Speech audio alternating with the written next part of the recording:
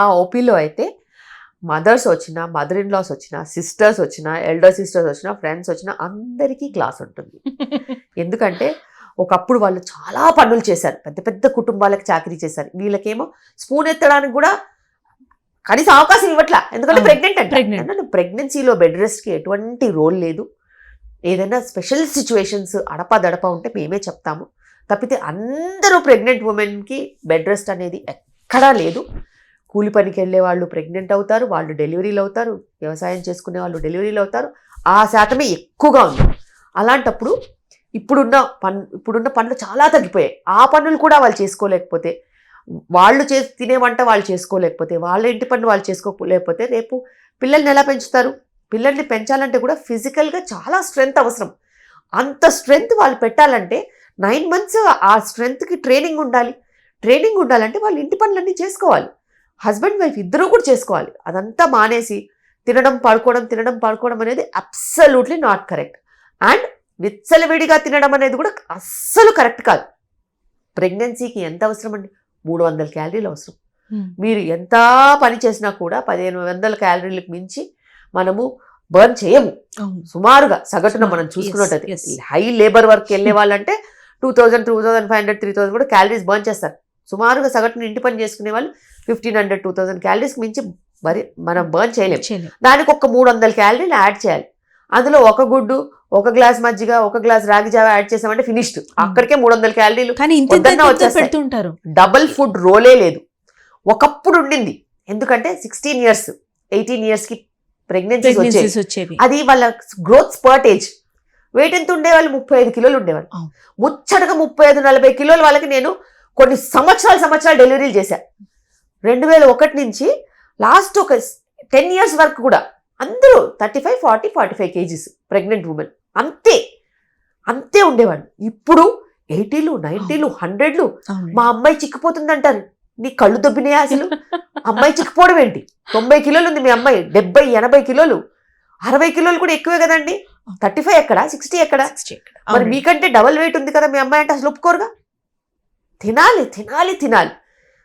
Financial status, food, ఇది అనవసరంగా link అవుతుంది ప్రెగ్నెన్సీస్కి. ఎగ్జాక్ట్లీ. లేకపోతే అప్పు తీసుకొచ్చైనా పెట్టేసేసి ఫుడ్ పెడుతున్నారు తప్పితే క్వింటల్ రైస్ పెడుతున్నారు. ఎందుకు పెడుతున్నారో అర్థం కావట్లేదు. అసలే ప్రెగ్నెన్సీ డయాబెటిక్ కండిషన్కి దగ్గరలో ఉంటుంది. దాంట్కి అసలు సింపుల్ కార్బ్స్కి రోలే లేదు. కుంభాలుగా అన్నం పెడితే చాలా కష్టం. కార్బోహైడ్రేట్స్ లిమిట్ చేసి ప్రోటీన్ పెంచాలి, హెల్తీ ఫ్యాట్స్ పెంచాలి. అదంతా పక్కన పెట్టేసేసి విపరీతంగా సింపుల్ కార్బ్స్, స్వీట్లు, పరమాన్నాలు, దద్దోజనాలు, భోజనాలు, స్వీట్లు, అసలు పిచ్చగా ఫుడ్ పెడుతున్నారు. అండ్ ఎక్కడికన్నా పిల్లని పంపిద్దామంటే నాకే టెర్రర్. 4 రోజులు వెళ్తారా 3 kilos పెరిగేసి వస్తారు. అసలు ప్రయాణం అనేది అసలు చేయొద్దని పెట్టేశాను నేను. ఎందుకంటే ఇంత విపరీతంగా వెయిట్ గెయిన్ అవుతే ఎట్లా మేనేజ్ చేసింది నేను?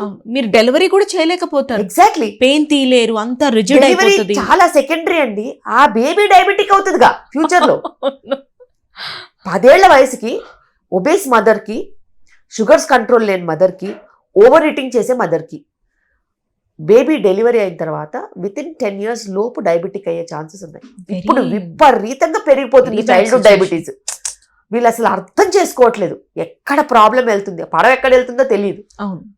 మీ దగ్గరకు వచ్చినప్పుడు ఏ డాక్టర్ దగ్గరికైనా ఒక సమస్యతోటి మొత్తం ట్రస్ట్ చేసి ఆ ట్రస్ట్ అంతా మీ మీద పెట్టి మీరు చెప్పింది వినడం కాకుండా మళ్ళీ సొంత తెలివితేటలు ఉపయోగించడం వల్ల ఇంకా ప్రాబ్లం వస్తుందేమో అనిపిస్తుందండి. ఇది డాక్టర్స్ తోటి అవుతోంది, కెరియర్ పరంగా అవుతోంది, మ్యారేజెస్లో అవుతోంది, కౌన్సిలింగ్స్ అందుకే బాగా అవసరం పడుతున్నాయి. పిల్లలు వాళ్ళ పెంపకంలో కూడా కన్ఫ్యూజన్లో పెరిగిపోతున్నారు. No clarity at all. ఇందాక మీరు చెప్పినప్పుడు కపుల్ ఇద్దరిలో మీరు ఆ సఖ్యత కోసం కూడా right from conceiving to delivery and even after that ప్రయత్నిస్తారు.